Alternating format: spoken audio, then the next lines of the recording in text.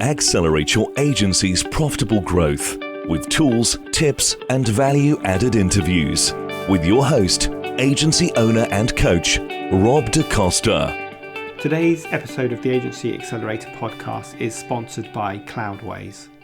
Loved by agencies around the world, Cloudways is a managed cloud hosting platform that takes care of all the web hosting related complexities, leaving users free to focus on growing their businesses and clients.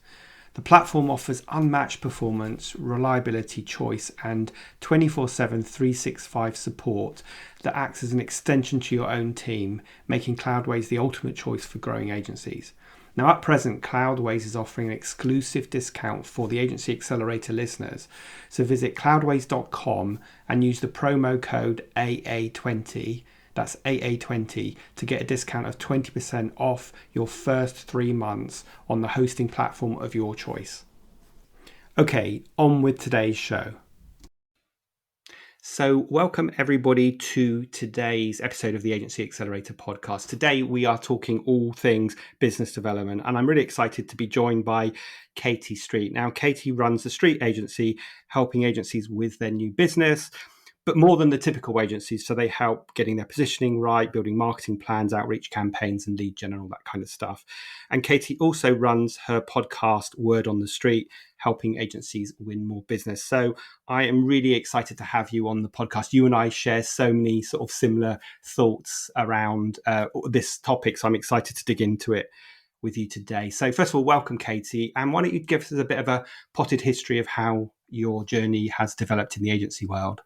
Thank you, Rob, and what a perfect introduction as well. And I am so shocked that we haven't spoken to before, so I'm really excited to dig into all things new business and a bit of agency growth stuff as well today. Excellent. So my history, where do I start? My goodness. Right, okay. So I was lucky enough to be thrown at a very young age, actually, because I didn't take the traditional route to life, as I don't with anything really.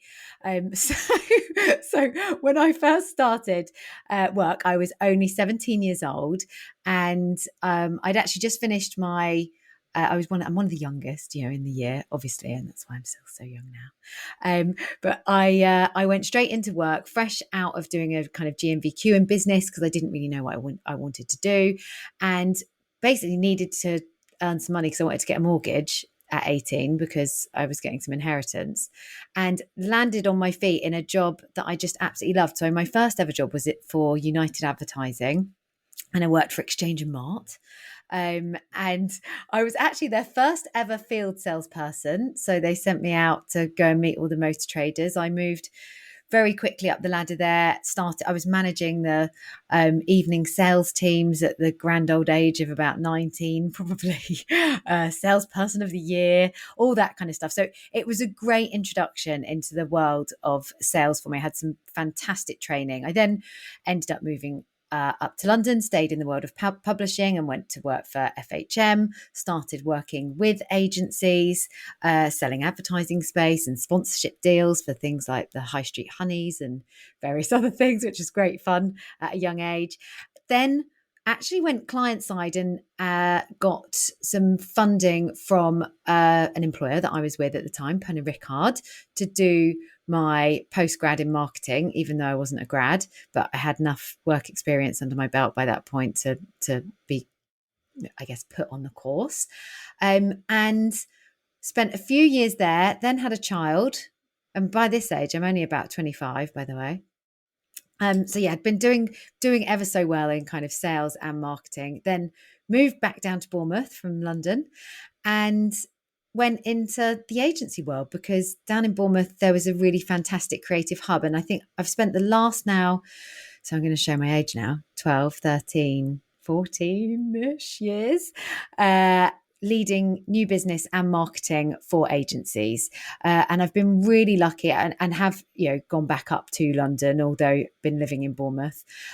So I've been really lucky to work with agencies at every size, from sitting on the board of some quite, small independent agencies with very, high growth targets. So that's agencies with sort of 8 staff, and also some with sort of 40, 50 staff, where I kind of led the new business and marketing strategy, and also big networked agencies. So I've got, or I had a really good view on, what worked at every single scale.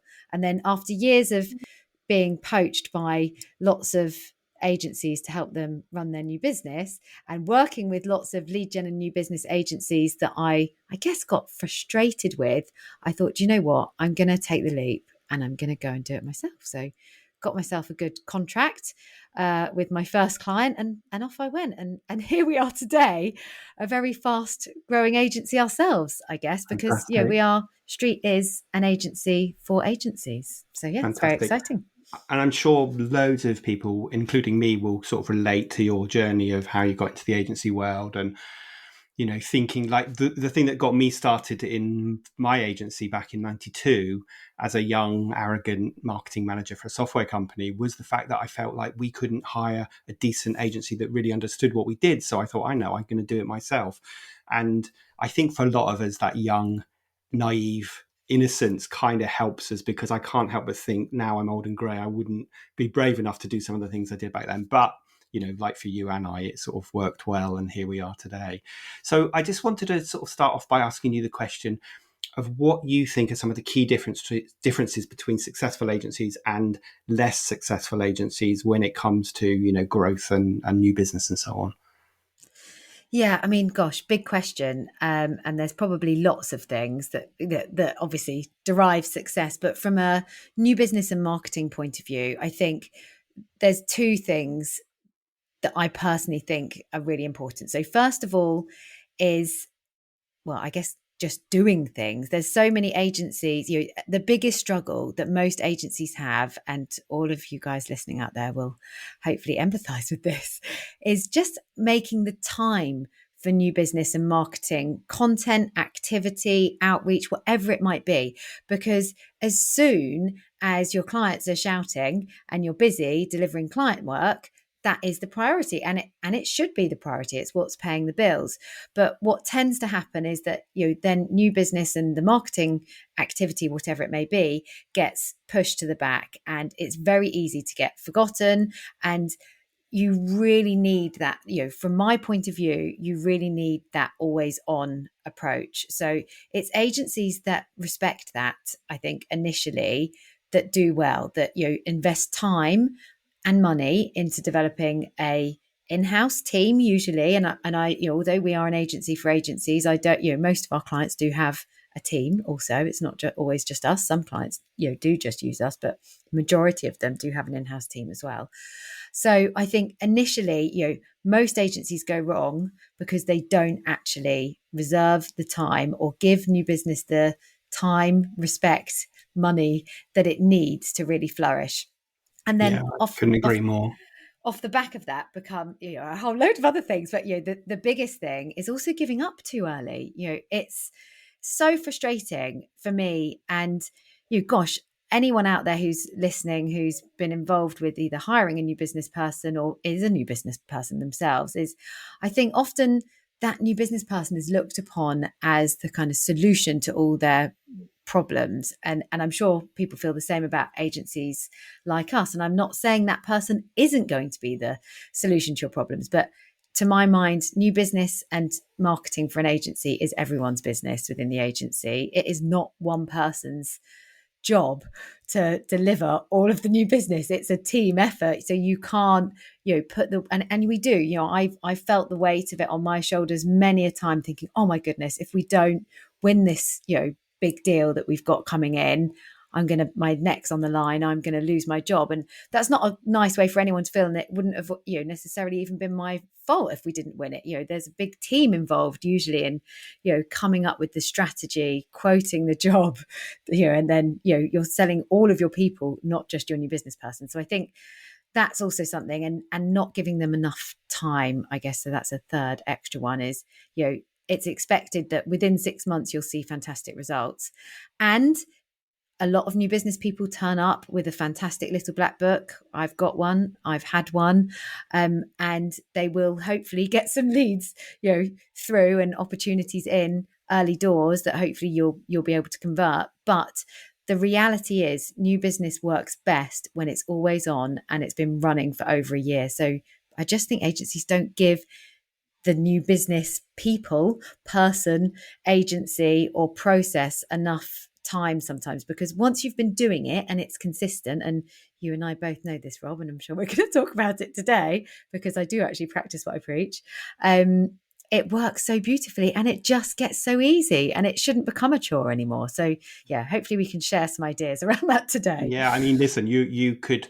It almost looks like I've given you a script of what to say, which, trust me, everybody, I haven't. Because otherwise, what happens is agencies lurch from feast to famine, right? They're in the place of feast. They've got absolutely no time to do anything but service clients. They're trying to juggle 20 different demands.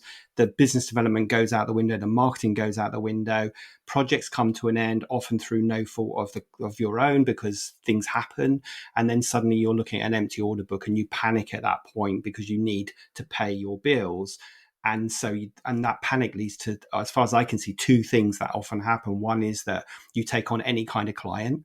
And if you take on the wrong kind of client that doesn't fit in your core niche, or your sweet spot, then they are really difficult to keep happy. And so you end up over servicing them. That creates more stress in the agency. And the second thing people do is they discount because they're desperate to win business. So they discount their services.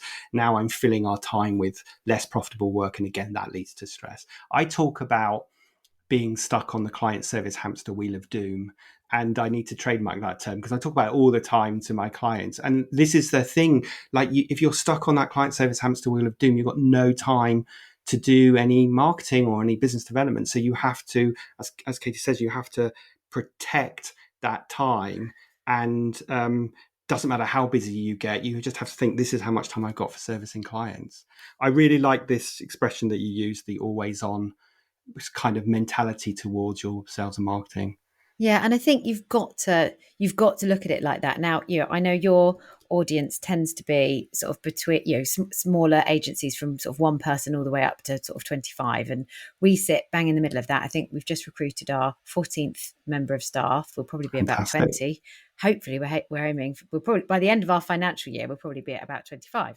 So, the reason that we're growing is because from day one, well, I say day one, that's a fib. I am a new business and marketing person, and I know the importance of it.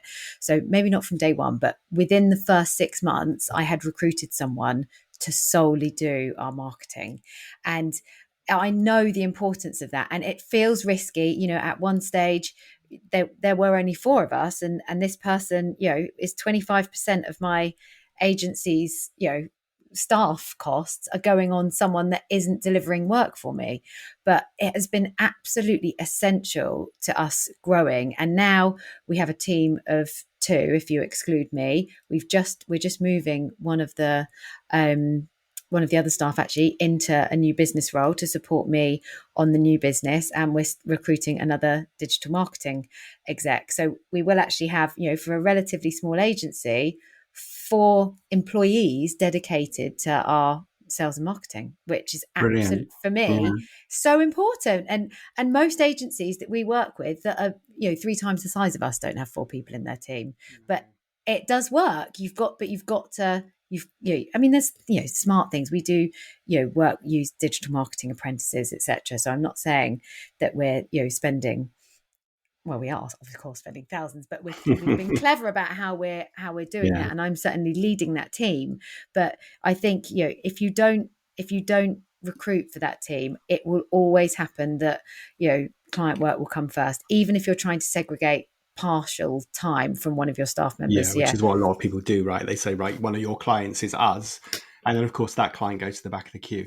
So I know loads of people are going to relate to this, and they're probably shouting at the computer or their phone as they listen to this driving along, going, that's all very well in theory, but I'm stuck on the client service hamster wheel of doom. What do I do to get off? What would be your tip to someone, an agency who's really busy, who's super stretched, who is not thinking about this because they've got enough money coming today, but of course they're not thinking about the future enough? What advice would you give them? What would be your words of wisdom?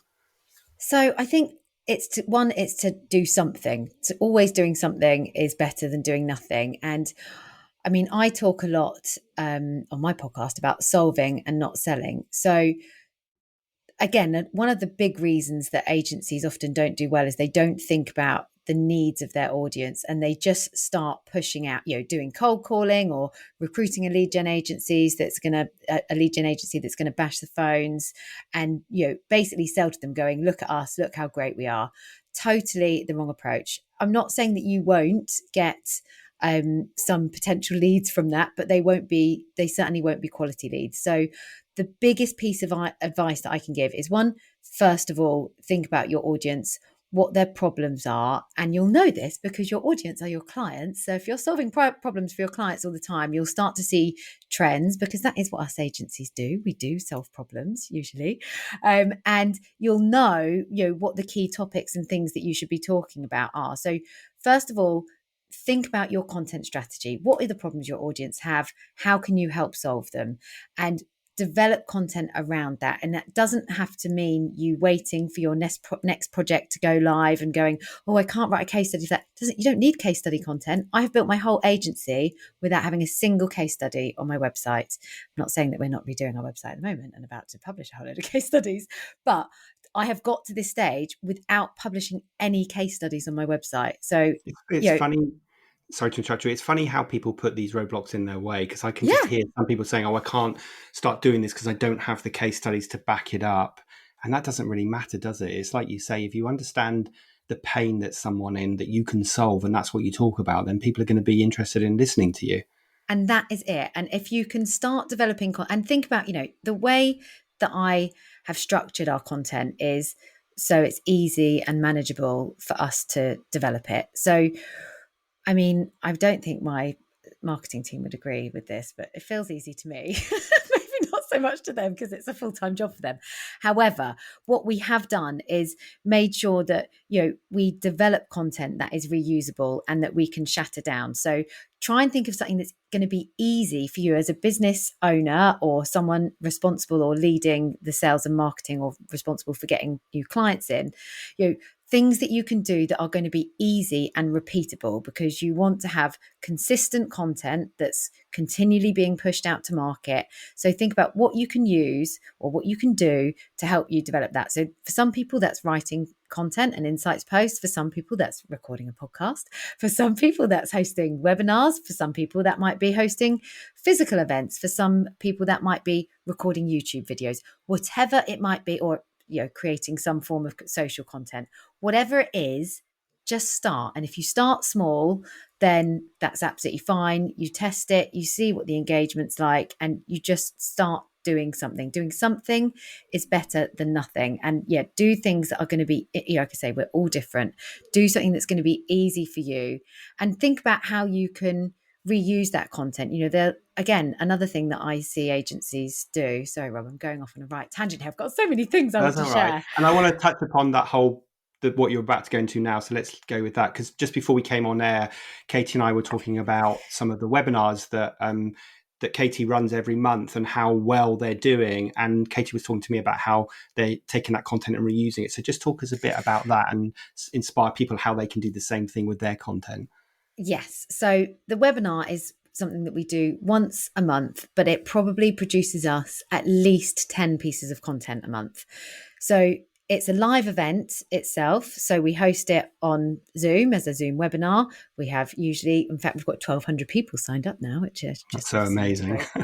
Boast about that. But we record it live. We usually now probably we probably have around 25% attendance, and then we push it out via YouTube and on video, and people go back and watch them. But that produces us a live event. It produces us a video which we edit and put onto YouTube. So there's two different assets. We then use that video and cut it up into social clips that we will push out throughout the month and to promote next month's webinar. So we might do 3 or 4 video clips. We also, in fact, one of the most valuable pieces of content that we have found in the past few months in terms of growth and engagement are the really nice value slide shares. So you'll see them on LinkedIn and Instagram, where you're giving a statement or an extra piece of information or some value add on each slide. So we create a value post out of it. And we also write up the whole webinar itself and pop that onto our website. Now, we also don't just leave it there. We then use email marketing, and we'll pull things out, in the email to push that out to our engaged data set. So we do one thing, which takes me an hour to record, and then I'm not saying that it's not it's not the easiest thing to do to cut up all that content, but there's so many great platforms out there. Like, I don't know if Lately, that enables you. I think that's what Gary Vaynerchuk, and I'm going to check that Lately is the right platform, but that enables you to cut that content up and produce. It will actually it will learn the language and the things that your audience want to hear about, and the things that from a marketing perspective are going to help get you noticed, and it will then pick out the right time codes for you.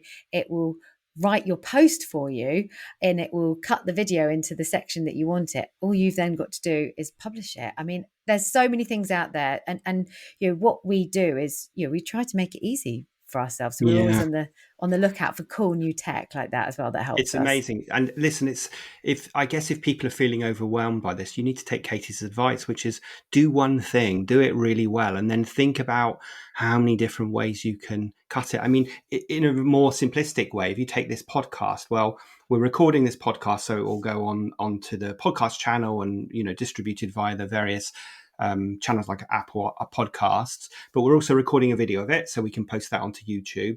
We'll also cut up some of this video to promote as social media. We'll also create an audiogram that we can use to promote on social media, and so on and so on and so on. So even with a simple thing, well, it's not simple, but a thing like this, we are finding 5 or 6 ways of reusing the content. And I think what I see, I showed this, I have my group coaching program, I showed them this diagram last time we had a group call, which was a circle with a big warning sign in the middle of it. And at the top of the circle, it says new marketing or business development idea. The second box was try it for a while and implement it. The third box was, oh, well, Rob, it might work for you, but it's not working for me. And then it goes back to the top and moves on to the next shiny new object. And I think this goes back to your point earlier, which is you have to be consistent and persistent with stuff. There is almost no, despite what crazy people on Instagram and Facebook will tell you, there is no magic bullet to this. You have to do a few things, do them really consistently and stick at them, even if you feel like you're not getting anywhere. As long as you're being smart and looking at analytics and so on and refining things and understanding your audience, you have to be persistent with that.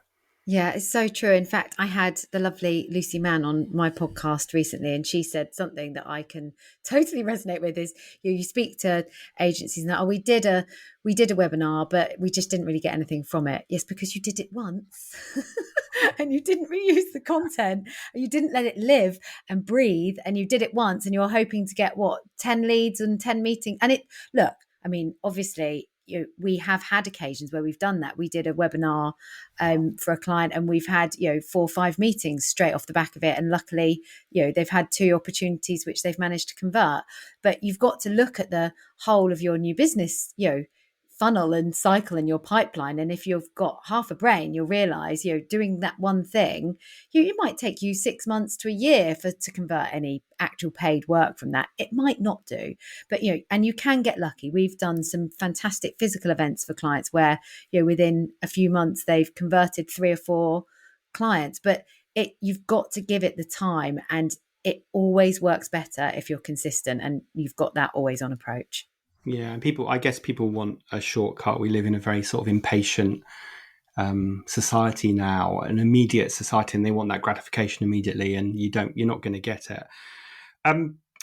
So let me just ask you a bit of a controversial, well, it might not be a controversial question, but this is sort of my experience and my view with my clients around new business. So often they try to outsource the complete new business problem as they see it to someone else. So they might hire a new biz agency or a lead gen agency. They might even try something like telemarketing, which I'm not sure works at all anymore. Or they might hire in an expensive business development manager.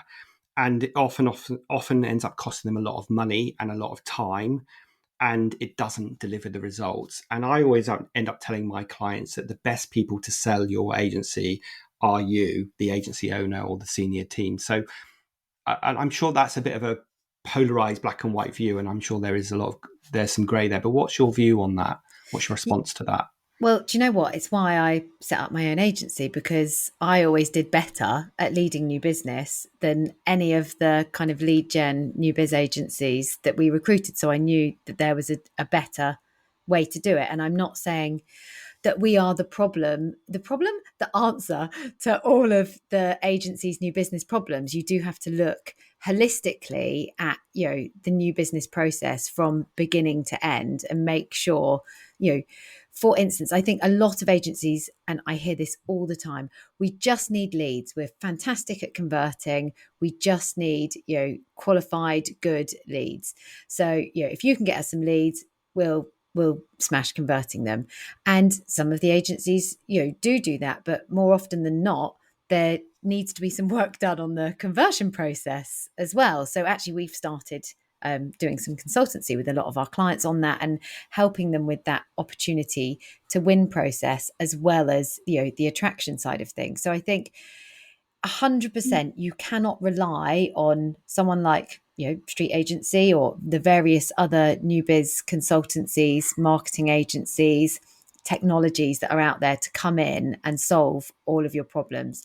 You've got to give it enough time, love and respect internally as well. And I think certainly some of the smaller agencies that we work with will be starting to get them some fantastic leads and opportunities, and then they'll be like, oh, we're really busy, we can't have that meeting until next week. I'm like, that's why you're going to lose the opportunity, because Yeah, you're not yeah. giving it the love. We've worked really hard to get you these meetings and opportunities, and then you're going, oh, we're really busy. Yeah, I might be able to have a call with them next week. I'm like, well, they've gone to someone else by then.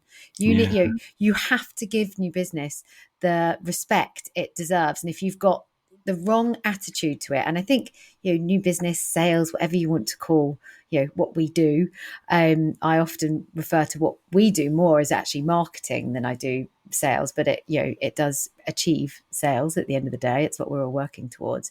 So if you don't give it the time or respect at any stage of the journey, and you don't treat it right, you won't win, because there'll always be an agency that are faster, smarter, working harder, going there. You've always got to think, what is the extra that I can deliver? How can I be asking better questions, delivering a more exciting response to an RFP, or a more elaborate pitch that really shows that I care? You've got to go extra at every stage in the journey, and if you don't, then there'll always be someone else that is. Yeah, it's so true. I really like, when I was sort of prepping for today's podcast, I was looking at your website and your LinkedIn profile and so on. I really like your holistic approach. And it's funny, as you were saying holistic, I was writing that word down on my pad. Because you don't just look at the lead gen piece, you look at the whole thing from the agency's positioning. And I guess often you must see the situation where an agency asks you to go and solve problem A, but like generate more leads for us. But when you look under the hood, you realize that actually they've got problem B that needs solving. Like, for example, they don't have a clear proposition. They're trying to be too generalized. They don't have a clear niche. They think they're special, but they're not, and you've got to burst their bubble. So I guess you must have to look at all of that stuff before you can actually start implementing anything. Definitely. Oh gosh, Rob, there's so much I want to talk about, but definitely that first piece is so important. If strategically you don't understand who the audience that really need you are, that need you more than any other audience, and you don't understand the problems that they have, the whole thing's going to fall flat on its face, because you're going to be talking to the wrong people and attracting the wrong kind of leads potentially. So that initial strategic piece, I guess, is where we focus so much more time and energy. And a lot of our clients will say to us, gosh, you said you were different to the others. And a lot of them have often worked with the others, and they're like, gosh, you really are, you really do treat this differently, because you have to understand the right messaging and approach right up front. Because if you don't, what you're going to do, and where I believe a lot of agencies go wrong, is attract the wrong leads. That's going to waste you a lot of time. But also agencies that often haven't done this before, they don't have that kind of nice big, I always refer to it like a snowball. We start small, and the agencies that we've been working with for 2 years do so much better with us than the ones that have been working with for 6 months. And I'm quite honest with our clients about that. So the longer and the more you do this, the better it will get. But also it enables them to not qualify in on what you were talking about earlier, which are those really terrible leads and opportunities that aren't the right fit for them, or they're going to have to heavily discount because, they're desperate for work because they haven't got a strong amount of or a hot pipeline of leads and people that they can talk to. They don't know where their next lead is coming from, so they get desperate, they discount, they work with the wrong kind of clients that maybe haven't got the right attitude or aren't the perfect fit for them. So if you do this right, and I really, I can't say this enough. If you do this right, you invest the time and you approach it strategically, it will just get easier. It's no effort for us now. We get between 20 and 30 new business inquiries a month. We do qualify out of obviously the majority of them. Otherwise I would be a millionaire. You wouldn't have time to do it. Yeah. But we do qualify out of a lot of them. However, it does mean we can do that really quickly, and we can refer those leads to the right kind of partners for them. But I have so many leads because we've been doing this consistently for a long time, basically. Yeah, there's nothing like practicing what you preach. And I guess you have to find the right kind of client that gets this, that is willing for you to take a broader view of their business rather than just coming in and generating some leads. I've got just a quick story of a client, a London agency I worked with years ago, and they contacted me originally and said, "Hey Rob, can you come and do some sales training with us?" And I don't really do sales training, but I went and chatted to them, and they said their problem was that they had a sales team of about 4 people who were getting a lot of leads and they weren't closing them. So they thought they needed some sales training for those salespeople. So I said, look, before we do any of that, what I need to do is do a bit of fact find and look a bit broader around your agency. And the issue turned out to be not that the salespeople weren't any good, but their qualification process further up the sales funnel was really poor. So they were handing really inappropriate leads to the sales team who of course couldn't close them. And so I said, actually, what you need to do is have a better filtering process, a better qualification process, so that your sales team have less leads to deal with, which means they're not flying all over the place, but they close a high rate. And that was the issue. And we were able to figure that out just because we looked broader in the agency, which I guess is what you need to do at the beginning of your engagement with clients. Definitely. And we have onboarded a lot of clients, actually, especially recently, that have been doing exactly that. They've actually been doing some new business activity and developing content, but maybe it's just not quite right, and therefore they're not getting the right type of leads. So they're either qualifying out of them because they're not right for them, or they're going for them and not winning them because they're not quite right for them. So that strategy piece is super important. Yeah, I just want to dig into one other question. I'm conscious of time today, but you and I could probably talk for another 2 hours. Yeah. What changes did you see during the pandemic? What was the attitude towards new business, and how did agencies respond, and how did it impact you? Good question. Well, it's impacted my business personally brilliantly, because I think quite early doors I knew that lots of agencies had a problem, or were going to have a problem. So we started producing, helpful content, and of course I did think, this is going to be good for us from a new business point of view. I want to help as many agencies as I can because I know that it will come back tenfold. But we've never, for Street, and I'm not saying this is going to be forever, we will change this.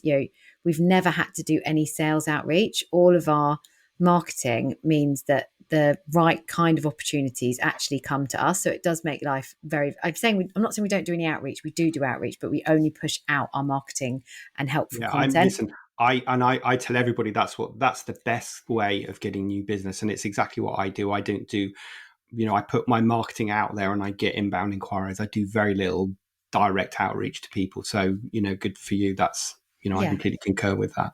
It works. I'm not saying that we'll do that forever, because we will probably start to transition now, and we know the type of agency that we can work really well for. So we are going to have a bit of a step change, I guess, in that direction. But I think the biggest thing that I saw is the agencies and there were many of them, that turned off their sales and marketing early doors and stopped doing anything because they thought it was the easiest thing to cut.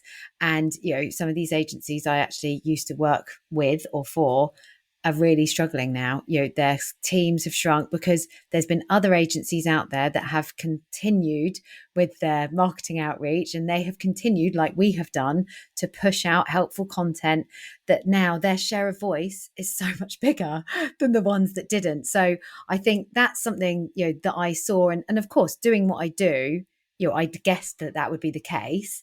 I mean, it's obvious. You look at any historical stats, those that, have kind of marketed themselves through, whether it be a recession or World War II or whatever it might be, have come out on top because their share of voice was bigger, especially because there were less people talking. So I think that for me is one of the biggest things. And actually, we didn't.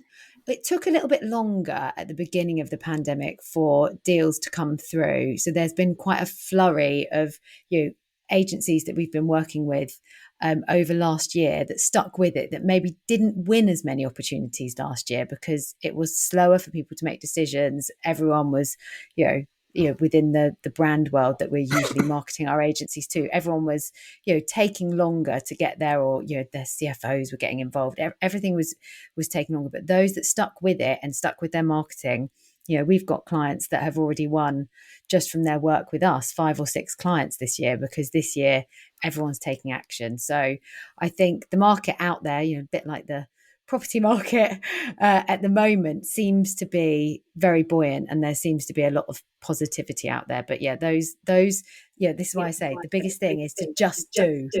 If you can start, you'll do brilliantly.